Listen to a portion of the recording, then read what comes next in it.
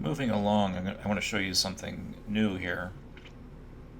In the upper right, there's these director clapboard symbols. If you cursor over them, the first one says render view, the next one says render to picture viewer, and this says render settings. Let's just click render view one time, and what it does is whatever you're looking at, it renders it. So if we were to save this as a JPEG, this is what it would look like right now. The other items, the render to picture viewer, render settings, that's something we'll deal with later on in the project. Well, okay, so I hit render view. This is not very exciting.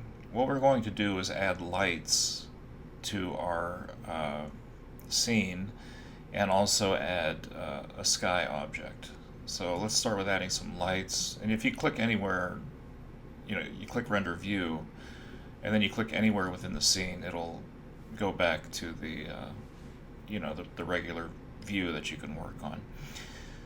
All right, so the first thing I want to do is add an area light to light the back, some of the curves in the back, and then we'll add at least 3 lights to get this illuminated correctly.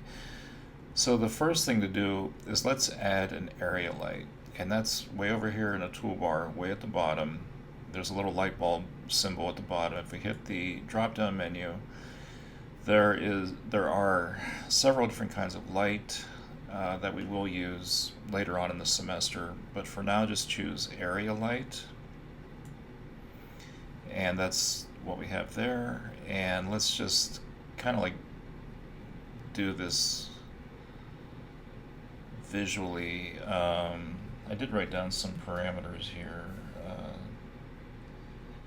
Let's see. What I'm looking at is the shadows in the background to get something that looks cool. Let me move up a little bit here. Let's go up to about like 200, and then for our Z, I want to move it back. I'm going to hold down the Option key, click, hold, and drag. I want to like move this back quite a ways here. So let's take a look. Yeah, okay, that's what I wanted to do. I wanted to illuminate the back here. And remember, as this project progresses, we can change anything we want. We can change the shape of the hills, whatever, and we will adjust stuff as we go. But this is just a place to start. So let's take a look at our parameters of our area light. First of all, instead of light, let's call this back. I'm going to call it back area light. Oh, and I have this really huge microphone in front of me, so I make mistakes a lot with typing. So we'll name it back area light so we don't get confused. Let's look at the coordinates first. Mine says 422, 820. Yours might be a little bit different. Again, just because I'm a little bit insane, I like no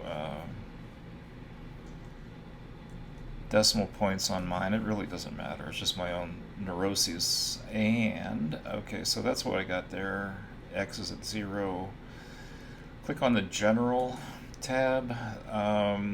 There's a lot of parameters. Don't, at this point in this project, don't adjust the color of the light yet. We might later on. But the intensity, typically intensity is 100% intensity is a little bit too much. Let's set that to 80% for now. And again, we might end up changing all these parameters. So for the General tab, intensity is 80, and the coordinates for mine are this. Now your numbers might change a little bit, might be a little bit different. I would keep X at 0. Let's go back to the scene here. But you can see what I did was I pulled back and raised up the area light so I can get some nice illumination there. Now if I hit render view again, You see there's a big change, but like now of course, our main characters and the shadows here. We'll fix that in the next video.